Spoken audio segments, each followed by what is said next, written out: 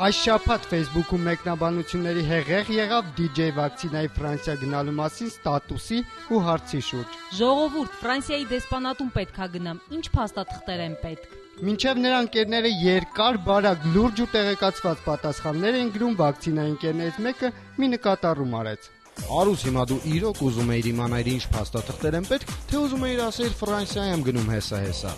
Երկրից գնալու թեման շարունակել է Արման Աթոյանը տեղեկացնելու համար, որ իր աշխատակիցներից մեկը Արամ Մուղալյանը գնում է Քեմբրիջ սովորելու։ Արմակատը անդրադարձել է, թե մերոնք գնում են սովորելու։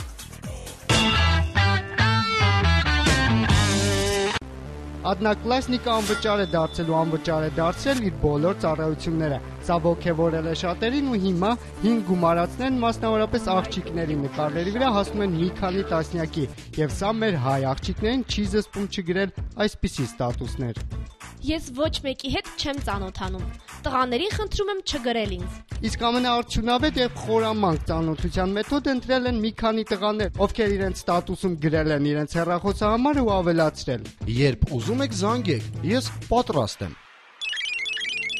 Այս շաբաթ բլոգոսֆերայում Շաթիկյանը մտահոգվել է հայկական ժուրնալիստիկայով ու ժուրնալիստներով, չի թաքցրել եւ ոչ մի զգացում։ Այս վերջերս սիրտը սկսել է խառնել նաև ժուրնալիստիկայից։ Ոչ այն պատճառով, որ այն քաղաքականության նման կեղտոտ է, այլ այն պատճառով, որ մեր երկրում առողջ ժուրնալիստիկա չկա։ Լրագրողներն իրենց տամոքսի հարցը լուծելու համար դիմում են ամեն քայլի, մարդկային կյանքեր ու անգամ պետություններ կործանելու ամբարո միջոցների։ Սիրտս խառնում է պաթետիկ ու ամբարո վեհ ժուրնալիստիկայից։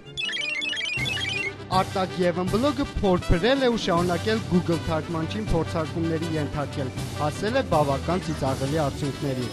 Դիմեցի Google Translate-ի օգնությանը, պարզվում է սոցիալների զակլատկի հայերեն կլինի ջավախքի ճանապարհները։ Հաշվի առնելով նաև իմ նախորդ փորձը, ըստ որի upload by թարգմանվել է որպես Ծառուկյանի այցը Գյումրի, կարող եմ ենթադրություն անել, որ Google-ը թարգմանելու համար բառարանները կազմելը թողնում է համակարգչին։ Այն վերլուծում է կայքերի պարունակությունը, նայում է թե մի քանի լեզվով տարբերակ ունեցող կայքերն ինչպես են թարգմանում եւ դրա հիման վրա էլ տալիս է թարգմանությունը։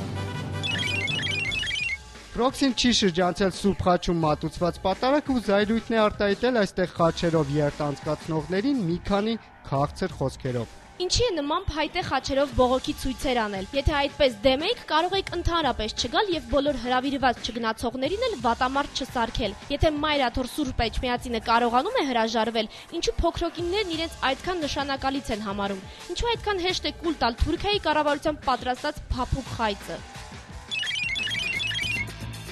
Վանաձևի բլոգը անդրադարձել է Հայաստանի ու հայկական սրճարանների սպասարկման որակին։ Սոնան պատմում է մի քանի պատմություն ու դժգոհում։ Մի քանի արտասահմանցիների հետ մտնում ենք բավականին հարգի մի սրճարան ակումբ։ Պատվիրում ենք սուրճ։ Սուրճի հետ ընդունված սովորությամբ բերում են ջուր, բայց թե ինչ սուր, անտանելի ու արփեցնող համ ուներ այդ ջուրը, զգացին միայն նրանք, ովքեր այդպես էլ չհասկացան, որ ջրի փոխարեն բաժակներում օղի էր։ Արտասահմանցիները կարծելով, որ այդպես էլ պետք է լինի, ամոթից խմեցին ամբողջը։ Պարզվեց խոհանոցում ջրի շշի մեջ ինչ-որ մեկը լցրել է օղի, ու այդպես արդեն որերորդ հաճախորդին ջրի փոխարեն օղի են մատուցում։